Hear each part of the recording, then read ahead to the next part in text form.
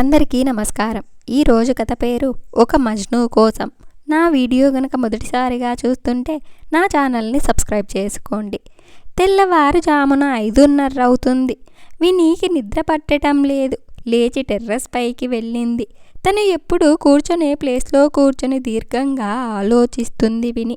చేతిలో ఉన్న తన మొబైల్ని చూసి తన పక్కనే ఉన్న ఎర్ర గులాబీ మొక్కను చూసింది.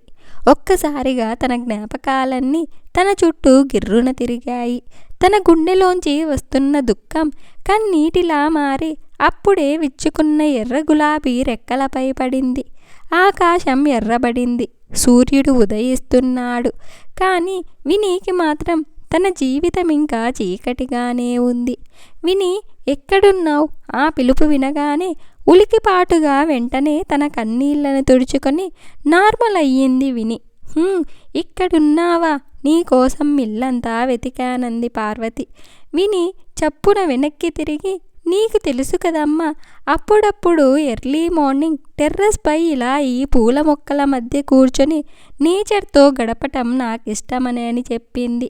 అలా చెప్పిందే కానీ అసలు కారణం తన మనసులో ఉన్న బాధను ఇంట్లో వాళ్లతో షేర్ చేసుకోలేక ఇలా ఒంటరిగా కూర్చుంటుంది. పార్వతి ఒక నిట్టూర్పు పొదిలి, ఏంటో నీ లోకం. సరే కానీ స్టవ్ మీద చారు పెట్టాను. ఓ 10 నిమిషాలు మరిగాక దించి పోపు వేసేయ్. నాకు టైం అవుతోంది. పని మనిషి కూడా ఇంకా రాలేదు. ఇల్లు క్లీన్ చేసి రెడీ అవ్వాలి అంది. నువ్వు వెళ్ళి రెడీ అవ్వమ్మా, నేను క్లీన్ చేస్తాలే అంది విని. సరే పద అని పార్వతి విని కిందకి వెళ్తున్నారు. విని మెట్లు దిగుతూ, అమ్మ, నాన్న లేచారా అని అడిగింది. మీ నాన్న సంగతి తెలిసిందే కదా. ఆయన ఇంత త్వరగా ఎప్పుడు లేవాలి? రాత్రుళ్ళు లేటుగా రావటం, పొద్దున 9 అయితే కాని తెల్లారదాయనికి అంటూ గబగబా కబ్బోర్డ్లో తన బట్టలు తీసుకొని స్నానానికి వెళ్తూ, అన్నట్లు మర్చిపోయా, వంటింట్లో నీకు కాఫీ కలిపి ఉంచాను. చల్లారక ముందే తొందరగా ఫ్రెష్ అయ్యి తాగేసేయి అని చెప్పి వెళ్ళింది పార్వతి. సరే అన్నట్లుగా తల ఊపి బ్రష్ చేసుకోవటానికి వెళ్ళింది విని. బ్రష్ చేసుకుంటూ మళ్ళీ ఏవో ఆలోచనల్లోకి వెళ్ళింది. సడన్గా అమ్మ చెప్పిన పని గుర్తొచ్చి ఫాస్ట్గా బ్రష్ చేసుకుని వంటింట్లోకి వెళ్ళింది. మరిగిన చారు దింపేసి పోపు వేసి కాఫీ కప్పు తీసుకొని అక్కడే ఉన్న డైనింగ్ చైర్లో కూర్చుంది. కప్పు డైనింగ్ టేబుల్పై పెట్టి శూన్యంలోకి చూస్తూ మళ్ళీ తన ఆలోచనల్లో మునిగి తేలుతూ ఉంది. సడన్గా తన ఫోన్ మోగటంతో ఉలిక్కిపడి లేచి ఆతృతగా షెల్ఫ్లో ఉన్న తన మొబైల్ తీసుకుంది. కానీ అది తను ఎదురు చూస్తున్న కాల్ కాకుండా తన ఫ్రెండ్ కావ్యదని తెలుసుకొని నిరుత్సాహపడింది. కాల్ రిసీవ్ చేసుకొని హలో అంది. విని డల్గా అవతల నుంచి, హలో, నన్ను కావ్య అంటారండి. కర్మకాలి మీ బెస్ట్ ఫ్రెండ్నయ్యానండి అంది కావ్య చిరుకోపంగా. కావ్య విని కాలేజీ నుండి బెస్ట్ ఫ్రెండ్స్. విని తనకి సంబంధించిన ఏ విషయమైనా షేర్ చేసుకునే ఒకే ఒక్క వ్యక్తి కావ్య. అబ్బా, ఏంటే పొద్దున్నే మొదలు పెట్టావంది విని కాస్త విసుగ్గా. లేకపోతే ఏంటి మరి, ఇవాళ నా బర్త్డే. ఈ ఇయర్ కూడా మర్చిపోయావంది కావ్య డిసప్పాయింట్మెంట్గా. Oh very sorry Kavya, happy birthday గిల్టీగా చెప్పింది విని. నాకిది కొత్తేమీ కాదుగా, అలవాటైంది. Leave it. లంచ్ పార్టీ ఇస్తున్నా. షార్ప్ 1:30కి మా ఇంటి దగ్గరున్న రెస్టారెంట్, అదే మన ప్లేస్కి వచ్చేయి. మన గ్యాంగ్ని కూడా ఇన్వైట్ చేస్తున్నా. అందరం గెట్ టుగెదర్ అయినట్టుంటుందని ప్లాన్ చేశా. ఓకే ష్యూర్, వస్తా కావ్య. సరే బాయ్ విని, మిగతా వాళ్ళకి కూడా కాల్ చెయ్యాలి. బాయ్ కావ్య అంటూ విని ఫోన్ పెట్టేసి టేబుల్పై ఉన్న కాఫీ తాగబోతూ మూడ్ లేక పక్కన పెట్టేసింది. ఇంతలో విని, నేనెళ్ళొస్తా, మీ నాన్న లేస్తే టీ చేసి పెట్టాను, వేడి చేసి ఇవ్వంటూ పార్వతి హడావిడిగా తన హ్యాండ్ బ్యాగ్ని భుజానికి తగిలించుకొని వెళ్తుంటే, అమ్మ టిఫిన్ చేయవా అంది విని. బాక్స్లో పెట్టుకున్నాలే, టైం లేదు, బస్సు మిస్ అవుతుంది, వెళ్ళాక తింటాలే, బాయ్ అని చెప్పి వెళ్ళింది పార్వతి. పార్వతి గవర్నమెంట్ స్కూల్లో టీచర్గా పనిచేస్తుంది. వృత్తి పట్ల గౌరవం, శ్రద్ధ ఎక్కువ. అలాగని కుటుంబాన్ని ఎప్పుడూ నెగ్లెక్ట్ చెయ్యదు. రెండు బ్యాలెన్స్ చేస్తుంది. పార్వతి వెళ్ళాక విని ఇల్లంతా క్లీన్ చేసి ఫ్రెష్ అయ్యింది. విని మీ అమ్మ వెళ్ళిందా అని అడిగాడు రఘు నిద్రలేచి. వెళ్ళింది నాన్న. టిఫిన్ చేసిందా? లేదు నాన్న, టైం లేదు, వెళ్ళాక తింటానంది. మీ అమ్మకెప్పుడు హడావిడే. సరే, నాకు 10 గంటలకి ఇంపార్టెంట్ మీటింగ్ ఉంది, నేను కూడా రెడీ అవుతా. రిషి కాల్ చేశాడా? చెయ్యలేదు నాన్న, వాడికి ఎగ్జామ్స్ కదా, నిన్న నైట్ అవుట్ చేసుంటాడు, నిద్ర లేసుండడు, సాయంత్రం చేస్తాడేమోలే అని చెప్పి తండ్రి కోసం చల్లారిపోయిన టీని మళ్ళీ వేడి చేసివ్వటానికి వంటింట్లోకి వెళ్ళింది విని. రిషి వినీకి తమ్ముడు, హైదరాబాద్లో హాస్టల్లో ఉండి చదువుకుంటున్నాడు. రఘు ఫ్రెష్ అయ్యాక విని ఇచ్చిన టీ తాగి టిఫిన్ తిని ఆఫీస్కి రెడీ అయ్యాడు. కానీ తన పాత స్కూటర్ని ఇంటి బయటకి తీసుకెళ్లాలంటే ప్రతిరోజు ఇంకొకరి సాయం కావాల్సిందే. విని బండి బయటికి పెట్టాలిగా, కొంచెం సాయం పట్టమ్మా, గుమ్మంలోంచి కేకేశాడు రఘు.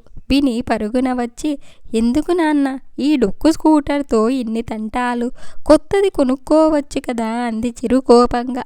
స్కూటర్ సీటుని మమకారంగా తడుముతూ, ఇది మా పెళ్ళైన కొత్తలో కొన్నది, సెంటిమెంట్, అందుకే దీన్ని మార్చలేను అన్నాడు రఘు.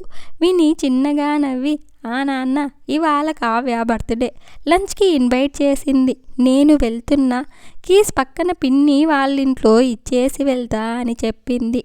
రఘు స్కూటర్ కిక్ కొడుతూ, సరే తొందరగా వచ్చేయి అని చెప్పి ఆఫీస్ దారి పట్టాడు. విని రెడీ అయ్యి కావ్య వాళ్ళింటికి వెళ్ళింది. అక్కడి నుంచి వాళ్ళిద్దరూ కలిసి రెస్టారెంట్కి వెళ్ళారు. వాళ్ళ గ్యాంగ్ రాజీ, సిరి, గీత, సుప్రియ, రాధా కూడా అక్కడికి చేరుకున్నారు. అందరూ వాళ్ళ కాలేజ్ మెమరీస్ గుర్తు చేసుకుని ఒకటే ఇకలు పకపకలు. మాటల మధ్యలో విని ఎటుగా వెళ్తున్న ఒక వ్యక్తిని చూసి ఎక్స్క్యూజ్ మీ అని చెప్పి లేచక్కడి నుంచి వడివడిగా ముందుకు నడిచింది. అలా ఉన్నట్టుండి లేచి వెళ్తున్న విని వైపు బ్రుకుటి ముడిచి చూస్తూ, మళ్ళీ ఏమైంది దీనికి, ఎక్కడికి వెళ్తుంది అని కావ్య తన మనసులో అనుకుని మిగతా వాళ్ళ వైపు చూసి, ఇప్పుడే వస్తా, మీరు క్యారీ ఆన్ అంటూ వినీని అనుసరిస్తూ నడిచింది. ఆ వ్యక్తి ఎగ్జిట్ వైపు వెళ్ళటంతో విని కూడా అటే వెళ్తుంటే, విని ఎక్కడికెళ్తున్నావని ఆపింది కావ్య. ముఖంలో గందరగోళాన్ని నింపుకొని తను నేను తనని చూశానంటూ వేగంగా రెస్టారెంట్ బయటికి నడిచింది విని. ఆ వ్యక్తి బైకై వెళ్ళిపోగా విని వెనకాలే పరిగెత్తింది. అది చూసిన కావ్య విసుతుపోయి, ఆగు విని అంటూ తన వెనకాలే వెళ్ళింది. అలా కొద్ది దూరం వెళ్ళాక విని సడన్గా ఆగి దీర్ఘంగా శ్వాస తీసుకుని బాధగా నిట్టూర్చింది. విని, ఏమైంది, ఎందుకలా పరిగెత్తావు ఆతృతగా అడిగింది కావ్య. విని ఉద్వేగంగా కావ్య ముఖంలోకి చూసి, నేను తనని చూశాను అంది. కావ్య ఒక్కసారిగా ఆశ్చర్యపోయి, what, don't be so stupid విని, అది ఇంపాసిబుల్ అని నీకు కూడా తెలుసు, తెలిసి ఎందుకిలా, ఎనఫ్, ఇంకెన్నాళ్ళు ఇలా ఉంటావు, అనవసరంగా నీ లైఫ్ స్పాయిల్ చేసుకుంటున్నావు, చాలింకా, అసలు నిన్ను వదిలేసి వెళ్ళిన వాడి గురించి నువ్వెందుకింతలా ఎదురు చూస్తున్నావో అర్థం కావట్లేదు. 3 ఏళ్లుగా ఎదురు చూస్తున్నావు తన కోసం. నిజంగా నువ్వు కావాలనుకుంటే నీ కోసం ఎప్పుడో వచ్చేవాడు. 3 రోజుల్లో కాంటాక్ట్ చేస్తానన్నవాడు 3 ఏళ్ళైనా అడ్రస్ లేదు. ఇప్పటికైనా అర్థం చేసుకొని లైఫ్లో ముందుకెళ్ళు.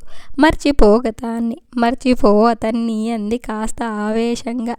వినీకి కన్నీళ్ళాగలేదు. అంత ఈజీగా మర్చిపోలేను కావ్య, నేను చాలా దగ్గరైపోయాను తనకంటూ కావ్యని గట్టిగా హక్ చేసుకుని ఏడ్చేసింది విని. కంట్రోల్ యువర్ సెల్ఫ్, ముందిక్కడి నుండి పద, అందరూ మనల్ని చూస్తున్నారంది కావ్య స్నేహితురాలిని ఓదారుస్తూ. ఇద్దరూ రెస్టారెంట్ వైపు నడుస్తుండగా Kavya, I am very sorry, but నా వల్ల కావట్లేదు, నా మూడేం బాగోలేదు, నేనింటికి వెళ్ళిపోతా, ప్లీజ్ బాయ్ అని చెప్పి అటుగా వెళ్తున్న ఖాళీ ఆటో నాపి అందులో ఎక్కేసి అక్కడి నుండి వెళ్ళిపోయింది విని. ఇంత మంచి కథను మనకు అందించిన స్ఫూర్తి గారికి ధన్యవాదాలు. నా వీడియో కనుక మీకు నచ్చినట్లయితే ఒక లైక్ చేసి స్టోరీ ఎలా ఉందో కామెంట్ చేయండి. నా ఛానల్ సబ్స్క్రైబ్ చేయకపోతే వెంటనే సబ్స్క్రైబ్ చేసుకోండి.